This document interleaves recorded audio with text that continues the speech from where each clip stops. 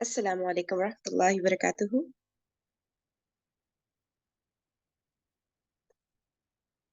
उम्मीद करती हूँ आप सब लोग खैरियत से होंगे। जी बिस्मिल्लाह। अच्छा, कल का रिकैप पहले दे देती हूँ। जी, खुल्लम खुल्ला तबलीग को कुछ ही अरसा जब गुजरा था हुजूर पाक सल्लल्लाहु अलैहि वसल्लम की खुल्लम खुल्ला तबलीग को, तो फिर ये हुआ था कि मौसम हज आ गया। तो लोगों की आमद का सिलसिला शुरू हो गया। डिफरेंट डिफरेंट जगहों से लोग खूब बड़ी बड़ी तादाद में आने लग गए वहां पर मक्का में। तो अब कुरैश को ये परेशानी हो गई कि अब तो और ज्यादा लोग आ रहे हैं और ज्यादा लोगों तक हुजूर पाक सल्लल्लाहु अलैहि वसल्लम का मैसेज पहुंचेगा। तो उन्होंने फिर एक मीटिंग अरेंज की। वलीद बिन मुगीरा उस मीटिंग को हेड कर रहा था। तो उन्होंने फिर ये डिस्कस किया कि क्या किया जाए कि लोग लोग हुजूर पाक सल्लल्लाहु अलैहि वसल्लम की बात सुने ही नहीं, और अगर सुन भी ले तो उनके ऊपर असर ना हो, हम कुछ ऐसा गलत प्रोपेगेंडा स्टार्ट करते हैं। तो उसमें फिर ये बात हुई, कुछ चीजें डिस्कस हुई कि भाई हुजूर पाक सल्लल्लाहु अलैहि वसल्लम को काहिन कहा जाएगा या पागल कहा जाएगा, नाउजुबिल्लाह, शायर, जादूगर, ये सब चीजें मतलब इनमें से कुछ भी कहा जा सकता है ताकि लोग उनकी बात सुने ही नहीं, उनकी बात को इम्पोर्टेंस ही ना दें। तो अब वो एक एक पॉइंट डिस्कस कर रहे थे और उसमें फिर वो नेगेटिव पहलू निकल आ रहे थे कि भाई हुजूर पाक सल्लल्लाहु अलैहि वसल्लम की पर्सनैलिटी को तो सब इतनी अच्छी तरह से जानते हैं, तो ये सब बातें उन पे फिट बैठ ही नहीं रही उनकी पर्सनैलिटी पे, तो इस तरह कैसे लोगों को धोखा दिया जा सकता है, ये सब कह के ना लोग मानेंगे ही नहीं। तो फिर इन दी एंड ये डिसाइड हुआ कि जो है उनको जादूगर कहा जाएगा, और ये कहा जाएगा कि ये एक ऐसा कलाम पेश कर रहे हैं कि जिसकी वजह से भाई भाई आपस में लड़ने लग जाता है, शौहर बीवी के बीच लड़ाई हो जाती है, बाप बेटा आपस में एक दूसरे के दुश्मन हो जाते हैं। तो इस तरह से उनको जादूगर कहा जाएगा। अच्छा, फिर क्या उन्होंने किया कि जो हाजी डिफरेंट डिफरेंट रास्तों से मक्का में एंटर होते थे ना, तो वो सारे रास्ते उन्होंने पकड़ लिए और अपने लोग डिवाइड कर दिए, डिस्ट्रीब्यूट कर दिए उन रास्तों पे कि वहां पे लोग अस्सलाम बैठेंगे। और अस्सलाम जी, वालेकुम। ये कल हमने वालेकुम पढ़ा सलाम। था ये कल हमने हम्म। पढ़ा था तो उसमें उन्होंने एक्सप्लेन किया था कि नबी सल्लल्लाहु अलैहि वसल्लम को तो वो पहले जब डिस्कशन कर रहे थे ना तो उन्होंने कहा था नहीं जादूगर ऐसा नहीं होता। यानी बात ये हुई थी कि उनकी पर्सनैलिटी में तो नहीं कुछ कर सके, तो वो फिर कुरान पाक पे बात ले आए थे कि ये जो कलाम पेश कर रहे हैं ना ये एक ऐसा जादू है जो रिश्तों को तोड़ रहा है। यानी नबी अच्छा, सल्लल्लाहु अलैहि वसल्लम की बजाय कुरान पाक पे फिर आ गए थे कि ये इनके पास जो कलाम है ना ये ना सुनो, ये एक ऐसी चीज है जो रिश्ते तोड़ रहा है। तो मेरा अच्छा, ख्याल है अच्छा। ये था। जी ओ अच्छा, ये चीज मैं समझी नहीं थी। अच्छा अच्छा, यानी कि उनकी पर्सनैलिटी पे तो कुछ भी नहीं बोल सकते थे, तो चलो भाई कुरान एक नई चीज उनके लिए आई थी ना, तो वो जी उन्होंने उसमें नुक्ताचीनी स्टार्ट कर दी थी। हाँ जी ठीक है हाँ ठीक है जी ठीक है, अब समझ भी आ रही है बात सही से सही। जी ठीक है, जी जजाकिल्ला। जज़ाकल्लाह। अच्छा। अच्छा, उसके बाद फिर ये हुआ कि हाजियों के रास्ते पर वो बैठ गए और उन्होंने फिर जो है बदगुमानियां फैलाना शुरू कर दी और हाजियों को जो है अगेंस्ट करना शुरू कर दिया कि भाई उनको तो अभी पता ही नहीं है हुजूर पाक सल्लल्लाहु अलैहि वसल्लम कौन है। तो बस स्टार्ट में ही जो है गलत गलत बातें करना शुरू कर दी ताकि लोग उनके जो दावे नबूवत है उससे जो है लोग इतना इंस्पायर्ड ना हो और उनकी बात की तरफ तवज्जो ना दे। फिर इन सब कामों में सबसे आगे आगे जो है अबू लहब था। वो पाक सिस्टम के पीछे पीछे जाता रहता, आगे आगे हुजूर पाक सिस्टम तबलीग कर रहे होते लोगों के, वो पीछे पीछे गलत गलत बातें करने लग जाता और कहता कि ये झूठे हैं, बददीन है, इनकी बात जो है नहीं सुनी जाए। तो इस तरह वो बिल्कुल बहुत ज्यादा आगे था इस मिशन में ना, अबू लहब लीड कर रहा था। फिर इस तरह से ये हुआ कि जितना ज्यादा वो बदनाम करने की कोशिश कर रहे थे उतना ज्यादा जाहिर सी बात है लोगों को पता चल रहा था भाई कौन है हुजूर पाक सल्लल्लाहु अलैहि वसल्लम, और जो है उनका जो दावा नबूवत है वो लोगों की नॉलेज में आता चला जा रहा था, जो लोग बाहर से आ रहे थे उनके भी। अब कुरैश ने देखा कि ये काफी नहीं है, ये वाले जो तरीके इन्होंने अडॉप्ट किए हैं ना इस तरह बदगुमान करने के, काफी नहीं है, तो कई और नए तरीके अडॉप्ट करने होंगे। तो उन्होंने फिर हंसी मजाक उड़ाना शुरू किया हुजूर पाक सल्लल्लाहु अलैहि वसल्लम का, और उन लोगों का जो दीन की तरफ माइल हो रहे थे कि लोगों को लगे कि भाई जिसका हंसी मजाक उड़ाया जाता है तो उसकी तो कोई वैल्यू नहीं होती, तो उसकी तरफ से लोग जो है वो थोड़ा सा बददिल होना शुरू हो जाए, तो गालियां देना शुरू की और अजीब अजीब बातें करना शुरू कर दी। फिर दूसरा तरीका ये अडॉप्ट किया कि जो तालीमात हुजूर पाक सल्लल्लाहु अलैहि वसल्लम दे रहे थे उसमें शक व शुबात पैदा करना शुरू कर दिए, डिफरेंट डिफरेंट तरह के, और गलत गलत प्रोपेगेंडा शुरू कर दिए कि भाई ये अपनी तरफ से बात कर रहे हैं, कोई ये खुदा की तरफ से कोई मैसेज नहीं आया है। तीसरा जो पॉइंट था वो ये था कि जो पहलों के वाकयात और अफसाने थे उनको कंपेयर करना शुरू कर दिया हुजूर अकरम सल्लल्लाहु अलैहि वसल्लम की तालीमात से, और ये साबित करना शुरू किया कि भाई वो बातें इससे तो बेहतर है।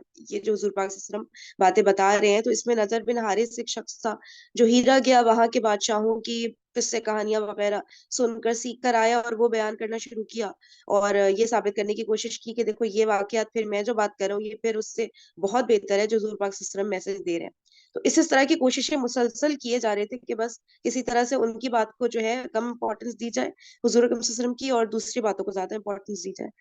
پھر یہ ہاں وہ ایک اور چیز یہ نظر بن حارث کرتا تھا کہ جس کی طبیعت حضور پاک صلی اللہ علیہ وسلم کی تعلیمات کی طرف مائل ہونا شروع ہوتی تو ان کے اوپر وہ لونڈی مسلط کر دیتا کہ وہ جو ہے ان کے ساتھ وقت گزارتی ان کو کھلاتی پلاتی. تو اس طرح سے کر کے نا وہ جب تک اس شخص مطلب کہ حضور اکرم صلی اللہ علیہ وسلم کی تعلیمات کی طرف مائل ہو رہا ہوتا اس کے ساتھ یہ کرتے تو وہ اس طرف سے اس کی طبیعت ہٹنا شروع ہو جاتی اور وہ دوسرے بیکار کاموں میں لگ جاتا. پھر چوتھا جو انہوں نے کیا وہ سودے بازی کی اس طرح سے کہ بیچ کا راستہ نکالنے کی کوشش کی کہ بھئی تھوڑی بات ہم آپ کی مانیں گے تھوڑی بات آپ ہماری مانیں. اس طرح سے کر کے یہ نہیں ہوگا کہ جو میسج آپ لے کر آئے ہم اپنی ساری رسم و روایات سب کچھ چھوڑ چھاڑ کے اور آپ کے میسج کو ٹوٹلی مان لیں. تو اس طرح سے انہوں نے نہیں چاہا اور یہ کہا کہ بھئی تھوڑی بات ہم آپ کی مان رہے ہیں یعنی کہ آپ ہمارے معبودوں کی عبادت کریں ہم آپ کے معبودوں کی کریں گے اس طرح سے کر لیں گے. ایک اور یہ بھی انہوں نے پیشکش کی تھی کہ ایک سال ہم آپ کے معبود کی کر لیتے ہیں ایک سال آپ ہمارے معبودوں کی کر لیں. تو اس طرح کی آفرز دے رہے تھے جو کہ بالکل ہی بیکار تھیں اور حضور پاک صلی اللہ علیہ وسلم کے لیے بالکل ان ایکسیپٹیبل تھیں. تو اسی پر اللہ تعالیٰ نے سورہ کافرون نازل فرمائی تھی. تو یہاں تک ہم نے ریڈ کیا تھا. اب ہم یہاں سے کریں گے ظلم و جور. اسکرین شیئر ہو رہی ہے نا سب کے ساتھ. جی یہاں سے کوئی ریڈ کرنا چاہے گا ظلم و جور؟ السلام علیکم. جی وعلیکم السلام. جی میں پڑھوں. جی جی بالکل پڑھیے. ظلم و جور. 4 نبوت میں جب پہلی بار اسلامی دعوت منظر عام پر آئی تو مشرکین نے اسے دبانے کے لیے وہ کاروائیاں انجام دیں جن کا ذکر اوپر گزر چکا ہے. یہ کاروائیاں تھوڑی تھوڑی اور درجہ بدرجہ عمل میں لائی گئیں اور ہفتوں بلکہ مہینوں مشرکین نے اس سے آگے قدم نہیں بڑھایا اور ظلم و زیادتی شروع نہیں کی. لیکن جب دیکھا کہ یہ کاروائیاں اسلامی دعوت کی راہ روکنے میں مؤثر ثابت نہیں ہو رہی ہیں تو ایک بار پھر جمع ہوئے اور 25 سرداران قریش کی ایک کمیٹی تشکیل دی جس کا سربراہ رسول اللہ صلی اللہ علیہ وآلہ وسلم کا چچا ابو لہب تھا. اس کمیٹی نے باہمی مشورے اور غور و خوض کے بعد رسول اللہ صلی اللہ علیہ وآلہ وسلم اور صحابہ کرام رضوان اللہ اجمعین کے خلاف ایک فیصلہ کن قرارداد منظور کی. یعنی یہ طے کیا کہ اسلام کی مخالفت، پیغمبر اسلام کی ایذا رسانی اور اسلام لانے والوں کو طرح طرح کے جور و ستم اور ظلم و تشدد کا نشانہ بنانے میں کوئی کسر اٹھا نہ رکھی جائے. یعنی جو پہلے تو جو کچھ وہ کاروائیاں جو ابھی آپ نے ذکر بھی کیا فرین سسٹر نے کہ ان کاروائیوں سے انہیں کچھ حاصل نہ ہوا تو پھر وہ سارے اکٹھے ہوئے جو کہ 25 قریش کے سردار تھے اور ان کو لیڈ جو تھا وہ آپ صلی اللہ علیہ وآلہ وسلم کا چچا ابو لہب کر رہا تھا. اور وہاں پہ انہوں نے آپس میں یہ طے کیا کہ اب جو ہے وہ ہم تشدد بھی کریں گے کیونکہ زبانی کلامی جو کچھ کر رہے تھے اسے انہیں حاصل نہ ہوا تو اس کے بعد وہ ایک سٹیپ اب آگے بڑھائے تھے. مشرکین نے یہ قرارداد طے کر کے اسے روبہ عمل لانے کے لیے عزم مصمم کر لیا. مسلمانوں اور خصوصاً کمزور مسلمانوں کے اعتبار سے تو یہ کام بہت آسان تھا لیکن رسول اللہ صلی اللہ علیہ وآلہ وسلم کے لحاظ سے بڑی مشکلات تھیں. آپ صلی اللہ علیہ وآلہ وسلم ذاتی طور پر پرشکو، باوقار اور منفرد شخصیت کے مالک تھے. دوست دشمن سبھی آپ صلی اللہ علیہ وآلہ وسلم کو تعظیم کی نظر سے دیکھتے تھے. آپ صلی اللہ علیہ وآلہ وسلم جیسی شخصیت کا سامنا اکرام و احترام ہی سے کیا جا سکتا تھا اور آپ صلی اللہ علیہ وآلہ وسلم کے خلاف کسی نیچ اور ذلیل حرکت کی جرت کوئی رذیل اور احمق ہی کر سکتا تھا. اس ذاتی عظمت کے علاوہ آپ صلی اللہ علیہ وآلہ وسلم کو ابو طالب کی حمایت و حفاظت بھی حاصل تھی اور ابو طالب مکے کے ان گنے چنے لوگوں میں سے تھے جو اپنی ذاتی اور اجتماعی دونوں حیثیتوں سے اتنے باعظمت تھے کہ کوئی شخص ان کا عہد توڑنے اور ان کے خانوادے پر ہاتھ ڈالنے کی جسارت نہیں کر سکتا تھا. اس صورتحال نے قریش کو سخت قلق، پریشانی اور کشمکش سے دوچار کر رکھا تھا. مگر سوال یہ ہے کہ جو دعوت ان کی مذہبی پیشوائی اور دنیاوی سربراہی کی جڑ کاٹ دینا چاہتی تھی آخر اس پر اتنا لمبا صبر کب تک؟ بالآخر مشرکین نے ابو لہب کی سربراہی ہی میں نبی صلی اللہ علیہ وآلہ وسلم اور مسلمانوں پر ظلم و جور کا آغاز کر دیا۔ در حقیقت نبی صلی اللہ علیہ وآلہ وسلم کے متعلق ابو لہب کا موقف روز اول ہی سے، جبکہ ابھی قریش نے اس طرح کی بات سوچی بھی نہ تھی، یہی تھا۔ اس نے بنی ہاشم کی مجلس میں جو کچھ کیا، پھر کوہ صفا پر جو حرکت کی، اس کا ذکر پچھلے صفحات میں آ چکا ہے۔ بعض روایات میں یہ بھی مذکور ہے کہ اس نے کوہ صفا پر نبی صلی اللہ علیہ وآلہ وسلم کو مارنے کے لیے ایک پتھر بھی اٹھایا تھا۔ بعثت سے پہلے ابو لہب نے اپنے دو بیٹوں عتبہ اور عتیبہ کی شادی نبی صلی اللہ علیہ وآلہ وسلم کی دو صاحبزادیوں رقیہ رضی اللہ عنہا اور ام کلثوم رضی اللہ عنہا سے کی تھی، لیکن بعثت کے بعد اس نے نہایت سختی اور درشتی سے ان دونوں کو طلاق دلوا دی۔ یہاں پر اب یہ ذکر آ رہا ہے کہ انہوں نے قرارداد تو منظور کر لی تھی کہ مسلمانوں اور نبی کریم صلی اللہ علیہ وآلہ وسلم کے ساتھ وہ اب تشدد کا رویہ اختیار کریں گے۔ مسلمانوں اور بالخصوص جو کمزور اور غلام مسلمان تھے ان کے ساتھ تو یہ رویہ رکھنا آسان تھا، لیکن نبی کریم صلی اللہ علیہ وآلہ وسلم کی طرف یہ رویہ کرنا دو وجوہات کی وجہ سے مشکل تھا۔ ایک جو ان کی اپنی پرسنالٹی تھی، اس کی وجہ سے ان کا اپنا ایک حیثیت تھی جس کی وجہ سے ان کے ساتھ کوئی بدتمیزی نہیں کی جا سکتی تھی، اور دوسرا انہیں ابو طالب کی پشت پناہی حاصل تھی جو کہ اس وقت سردار بھی تھے اور ان کی اپنی سے تھی وہاں پر۔ لیکن ابو لہب ایک ایسا شخص تھا جو شروع دن سے ہی نبی کریم صلی اللہ علیہ وآلہ وسلم کے ساتھ عداوت اور دشمنی رکھتا تھا، اور اس کا شروع دن سے ہی اسی طرح کا مزاج تھا، تشدد والا۔ تو اس کی سربراہی میں پھر بالآخر یہ کام جو ہے وہ اس کا آغاز ہو گیا، اور حتیٰ کہ اس کے دو بیٹوں کے عقد میں تھیں نبی کریم صلی اللہ علیہ وآلہ وسلم کی صاحبزادیاں، تو اسلام کے بعد اس نے ان دونوں کو بھی طلاق دلوا دی۔ اس طرح جب نبی صلی اللہ علیہ وآلہ وسلم کے دوسرے صاحبزادے عبداللہ کا انتقال ہوا تو ابو لہب کو اس قدر خوشی ہوئی کہ وہ دوڑتا ہوا اپنے رفقا کے پاس پہنچا اور انہیں یہ خوشخبری سنائی کہ محمد صلی اللہ علیہ وآلہ وسلم ابتر یعنی نسل بریدہ ہو گئے ہیں۔ ہم یہ بھی ذکر کر چکے ہیں کہ ایام حج میں ابو لہب نبی صلی اللہ علیہ وآلہ وسلم کی تکذیب کے لیے بازاروں اور اجتماعات میں آپ صلی اللہ علیہ وآلہ وسلم کے پیچھے پیچھے لگا رہتا تھا۔ طارق بن عبداللہ محاربی کی روایت سے معلوم ہوتا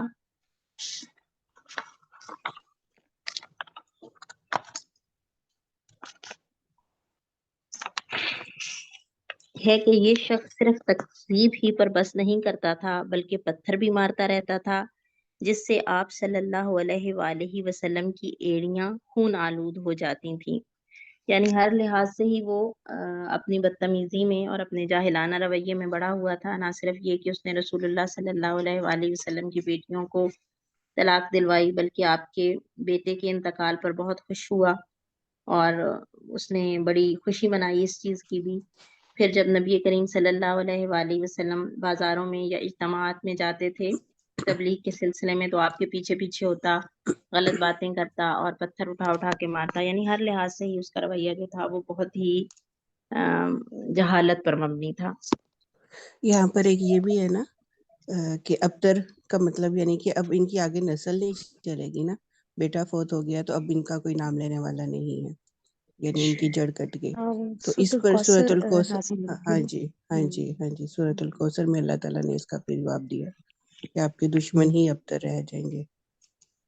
اچھا صحیح، آگے میں ہی کنٹینیو کروں یا کوئی اور پڑھے؟ جی، کوئی اور پڑھنا چاہ رہے ہیں؟ آپ کنٹینیو کر لیجیے۔ جی، ابو لہب کی بیوی ام جمیل جس کا نام عروہ تھا اور جو حرب بن امیہ کی بیٹی اور ابو سفیان کی بہن تھی، وہ بھی نبی صلی اللہ علیہ وآلہ وسلم کی عداوت میں اپنے شوہر سے پیچھے نہ تھی۔ چنانچہ وہ نبی صلی اللہ علیہ وآلہ وسلم کے راستے میں اور دروازے پر رات کو کانٹے ڈال دیا کرتی تھی۔ خاصی بد زبان اور مفسدہ پرداز بھی تھی، چنانچہ نبی صلی اللہ علیہ وآلہ وسلم کے خلاف بد زبانی کرنا، لمبی چوڑی دسیسہ کاری اور افتاء پردازی سے کام لینا، فتنے کی آگ بھڑکانا اور خوفناک جنگ بپا رکھنا اس کا شیوا تھا۔ اسی لیے قرآن نے اس کو حمالت الحطب، لکڑی ڈھونے والی کا لقب عطا کیا۔ اب جیسا ابو لہب خود تھا، بیوی بھی اس کو ویسی ہی ملی ہوئی تھی، اور وہ بھی نبی کریم صلی اللہ علیہ وآلہ وسلم کے راستوں میں کانٹے بچھایا کرتی تھی، اور آپ کے خلاف جو ہے وہ بد زبانی کیا کرتی تھی، اشعار بھی کہا کرتی تھی۔ تو سورہ لہب جو ہے وہ انہی دونوں میاں بیوی کی ان بد خصلتوں کی وجہ سے نازل ہوئی، اور اس میں ان کی بری جو ان کی عادات تھیں اس کا ذکر ہے۔ جب اسے معلوم ہوا کہ اس کی اور اس کے شوہر کی مذمت میں قرآن نازل ہوا ہے، تو وہ رسول اللہ صلی اللہ علیہ وآلہ وسلم کو تلاش کرتی ہوئی آئی۔ آپ صلی اللہ علیہ وآلہ وسلم خانہ کعبہ کے پاس مسجد حرام میں تشریف فرما تھے۔ ابو بکر صدیق رضی اللہ عنہ بھی ہمراہ تھے۔ یہ مٹھی بھر پتھر لیے ہوئے تھی، سامنے کھڑی ہوئی تو اللہ نے اس کی نگاہ پکڑ لی، اور وہ رسول اللہ صلی اللہ علیہ وآلہ وسلم کو نہ دیکھ سکی، صرف ابو بکر رضی اللہ عنہ کو دیکھ رہی تھی۔ اس نے سامنے پہنچتے ہی سوال کیا، ابو بکر تمہارا ساتھی کہاں ہے؟ مجھے معلوم ہوا ہے کہ وہ میری ہجو کرتا ہے، بخدا اگر میں اسے پا گئی تو اس کے منہ پر یہ پتھر دے ماروں گی۔ دیکھو خدا کی قسم میں بھی شاعرہ ہوں۔ پھر اس نے یہ شعر سنایا، ہم نے مزمم کی نافرمانی کی، اس کے امر کو تسلیم نہ کیا، اور اس کے دین کو نفرت و حقارت سے چھوڑ دیا۔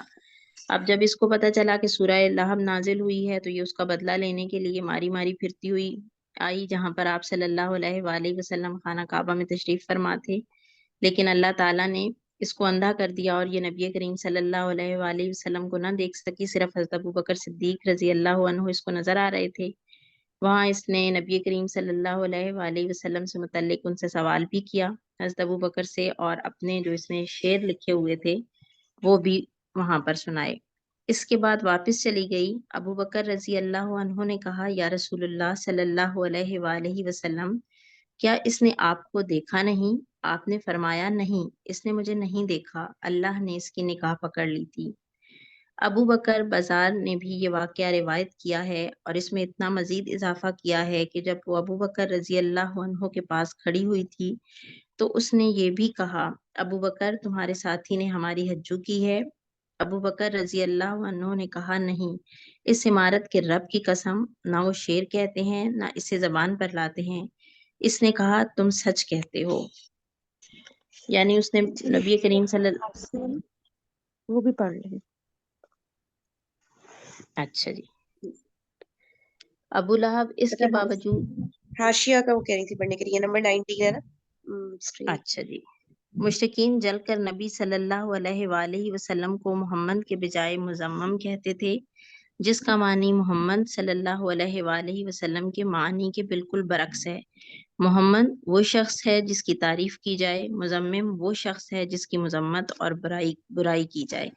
یعنی جو مشرکین تھے انہوں نے آپ کا نام بھی بگاڑا ہوا تھا، اور محمد کی بجائے مذمم کہہ کر پکارتے تھے۔ تو محمد کا مطلب ہے جس کی تعریف کی جائے، جبکہ مذمم کا مطلب ہے جس کی برائی کی جائے۔ تو یہ بات کہیں میں نے ایسے بھی پڑھا تھا کہ حضرت ابو بکر نے کہا تھا کہ وہ آپ کو برا بھلا کہہ کر گئی ہے، تو نبی کریم صلی اللہ علیہ وآلہ وسلم نے فرمایا، نہیں، اس نے مجھے برا بھلا نہیں کہا، بلکہ اس نے تو کسی مذمم کو برا بھلا کہا ہے، اور میرا نام تو محمد ہے۔ تو یوں وہ جو برائیاں کرتے تھے وہ کسی نامعلوم ہی شخصیت کی کر جاتے تھے، کیونکہ آپ کا نام تو محمد صلی اللہ علیہ وآلہ وسلم تھا۔ تو ہجو کا مطلب بھی یہی ہے نا کہ وہ جو شعر کے ذریعے برائی کرنا، شاعری کے ساتھ شاعری کی۔ اچھا تو جی بالکل۔ وہ جو سورت نازل ہوئی تو اس کے جواب میں پھر اس نے بھی کہا کہ میں نے بھی یہ شاعری کی ہے، تو اس شاعری کے اندر بھی اس نے مذمم کہا ہے۔ تو اس سے صاف ظاہر ہوتا ہے کہ وہ کہا تو اس نے غصے میں تھا، لیکن وہ کسی اور کی پھر اس نے برائی کی، اس نے نبی صلی اللہ علیہ وسلم محمد کی تو نہیں نہ کی۔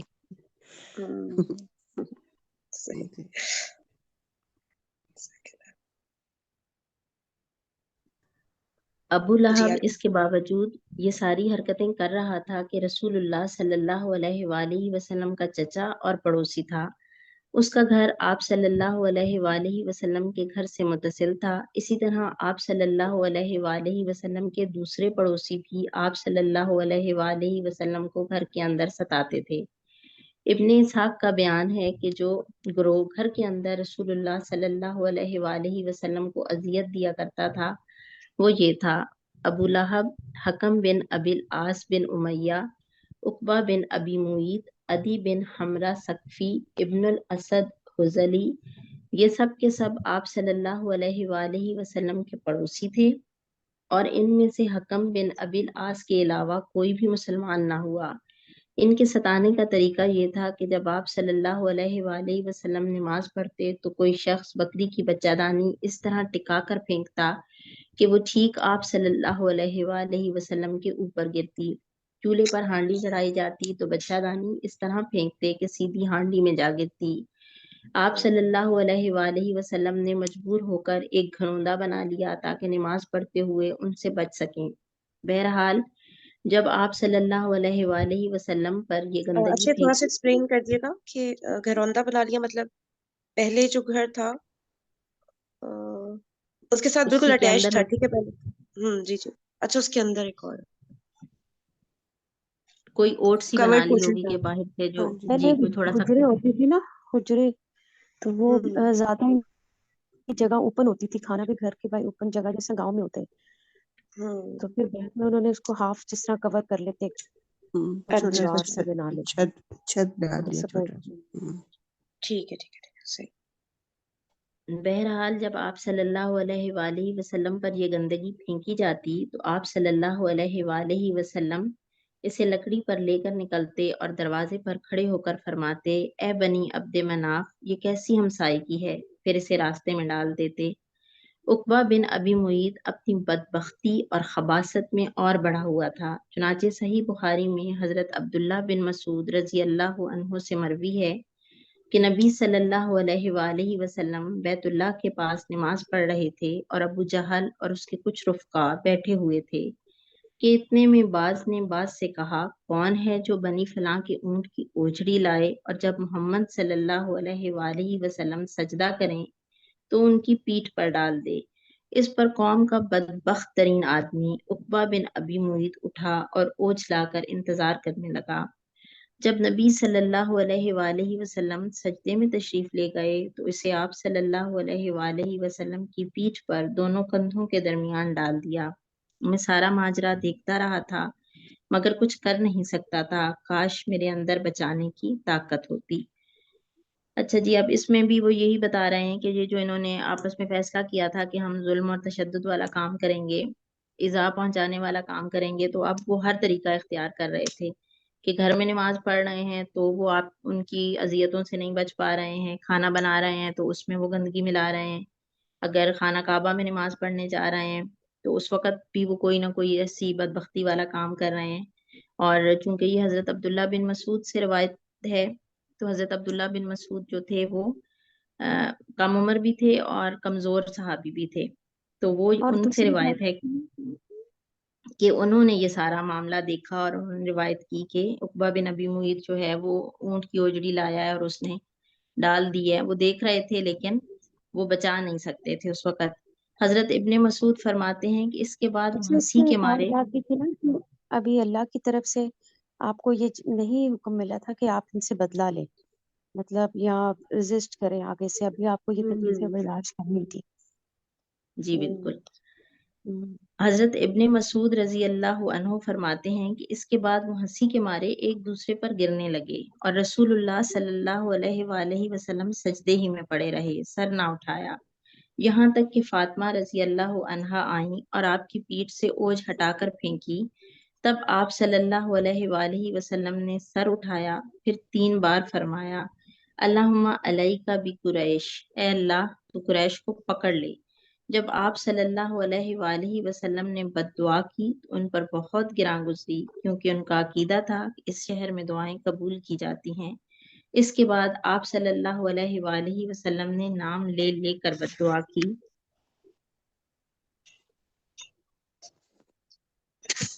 اے اللہ ابو جہل کو پکڑ لے اور عتبہ بن ربیہ اور شیبہ بن ربیہ اور ولید بن عتبہ، امیہ بن خلف اور عقبہ بن ابی معیط کو پکڑ لے. انہوں نے 7ویں کا بھی نام گنایا لیکن راوی کو یاد نہ رہا۔ ابن مسعود رضی اللہ عنہ فرماتے ہیں، اس ذات کی قسم جس کے ہاتھ میں میری جان ہے، میں نے دیکھا کہ جن لوگوں کے نام رسول اللہ صلی اللہ علیہ وآلہ وسلم نے گن گن کر لیے تھے، سب کے سب بدر کے کنویں میں مقتول پڑے ہوئے تھے۔ یعنی نبی کریم صلی اللہ علیہ وآلہ وسلم کی وہ بد دعائیں ساری قبول ہوئیں، اور یہ سارے جو تھے یہ پھر غزوہ بدر کے موقع پر قتل ہو گئے۔ امیہ بن جزاک اللہ خلف کا وطیرہ، جی جی کوئی اور جزاک اللہ اللہ کوئی اور ریڈ کرنا چاہے گا تو آپ انمیوٹ کر کے بتائیے۔ یہاں پہ یہ بھی بتا دیجیے نا، ہاں جی ایک منٹ، یہ بھی بتا دینا کہ یہ اوجری کیا ہوتی ہے اور وہ بچہ دانی کیا ہوتی ہے، تاکہ تھوڑا آسانی ہو جائے۔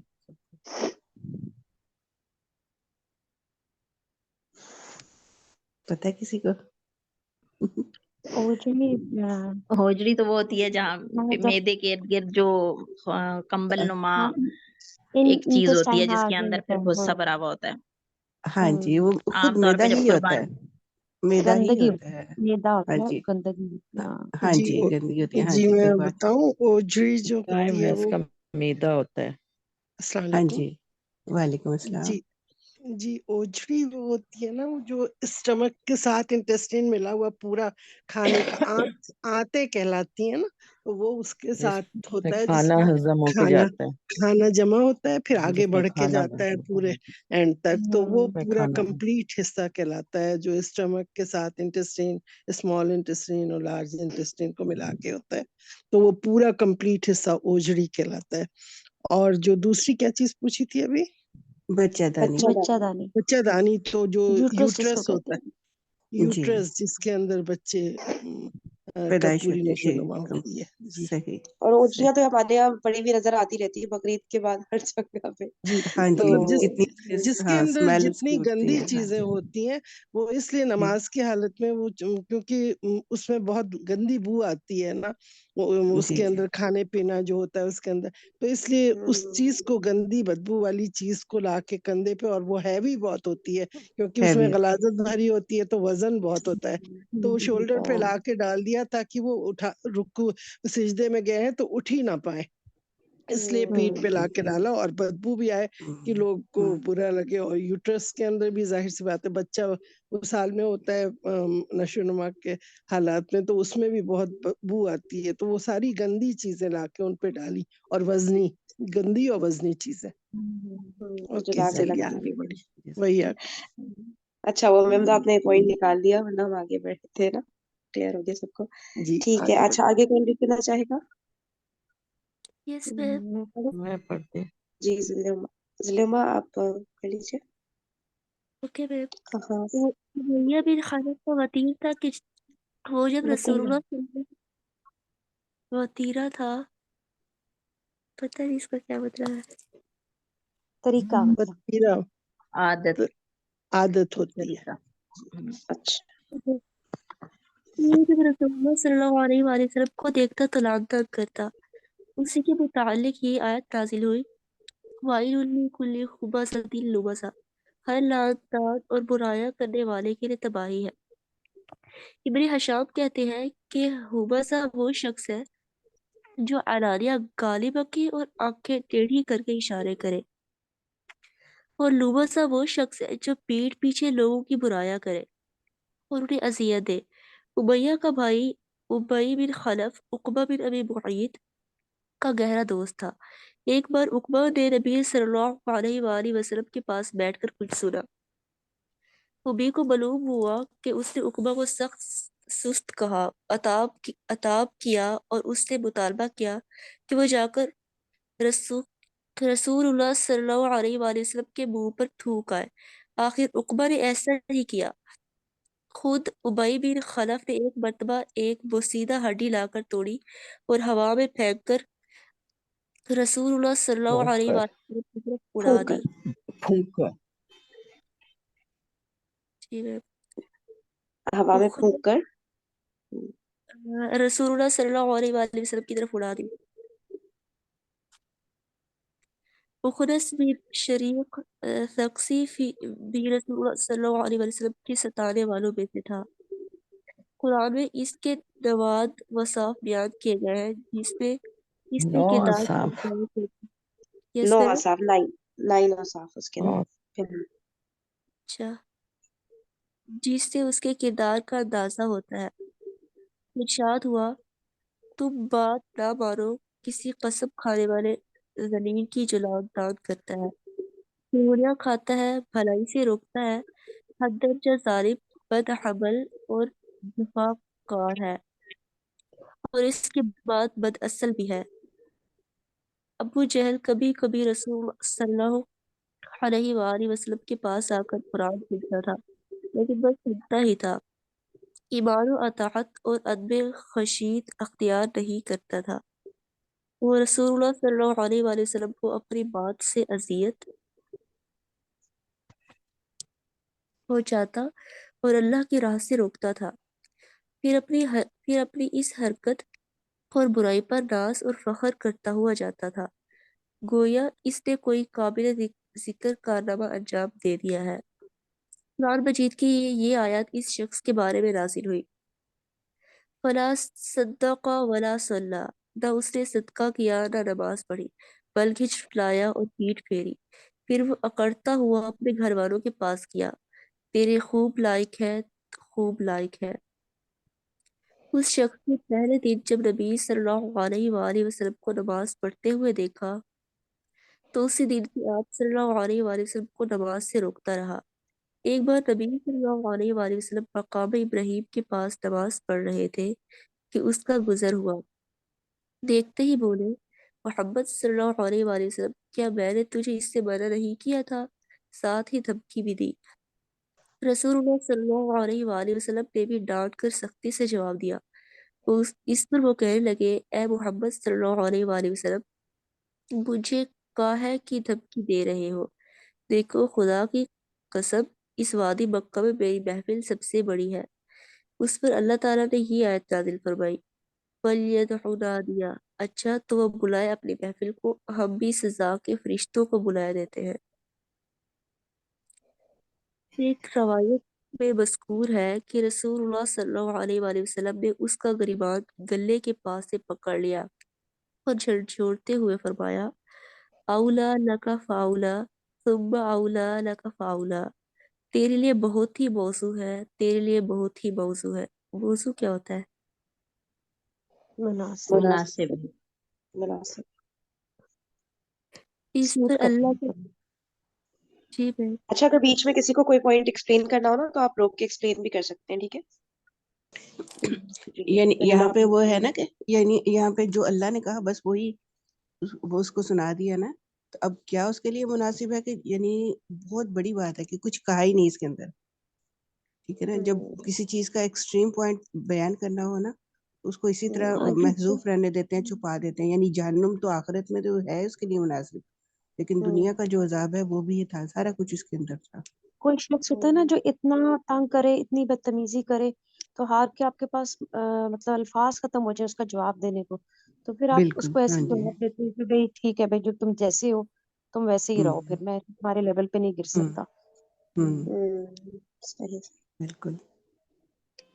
اس پر اللہ کا یہ دشمن کہنے لگا اے محمد صلی اللہ علیہ وآلہ وسلم مجھے دھمکی دے رہے ہو؟ خدا کی قسم تم اور تمہارا پروردگار میرا کچھ نہیں کر سکتے۔ میں مکے کے دونوں پہاڑیوں کے درمیان چلنے پھرنے والوں میں سب سے زیادہ مخنث ہوں۔ بہرحال اس ڈانٹ کے باوجود ابو جہل اپنی حماقت سے باز آنے والا نہ تھا، بلکہ اس کی بدبختی میں کچھ اور اضافہ ہی ہو گیا۔ چنانچہ صحیح مسلم میں ابو ہریرہ رضی اللہ تعالیٰ عنہ سے مروی ہے کہ ایک بار سرداران قریش سے ابو جہل نے کہا کہ محمد صلی اللہ علیہ وآلہ وسلم آپ حضرات کے روبرو اپنا چہرہ خاک آلود کرتا ہے؟ جواب دیا گیا ہاں۔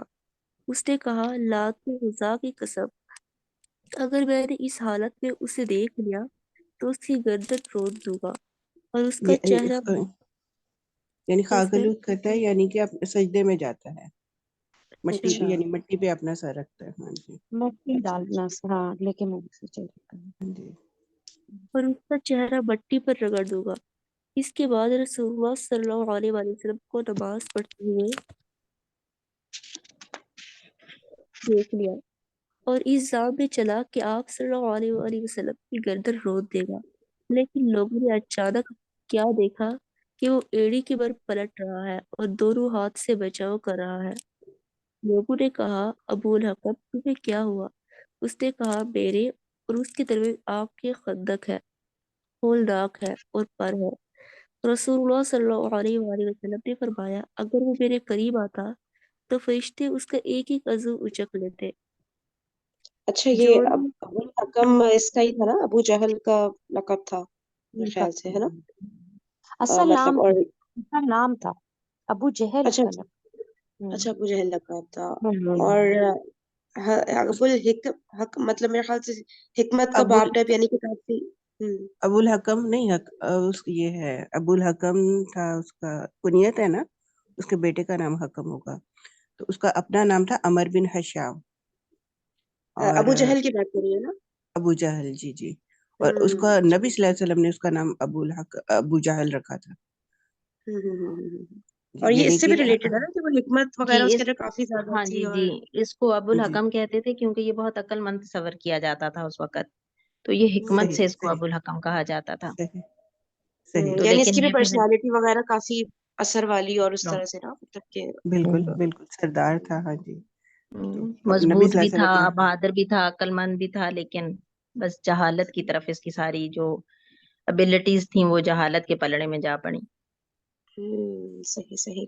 اچھا اب میرے خیال سے اب اینڈ ہو رہا ہے سیشن، تو دعا آج شبنم بھی ہمارے ساتھ ہے، شبنم آج کرائیں گے آپ دعا؟ ہاں انشاءاللہ کر لیتے، جی انشاءاللہ کرتے ہیں۔ جی انشاءاللہ، لیکن ابھی اس سیشن کو پھر اینڈ کرتے ہیں، دوبارہ جوائن کریں ٹھیک ہے، ورنہ پھر دعا بیچ میں رہ جائے گی۔ دوبارہ سب لوگ جوائن کر لیجیے سیم لنک سے۔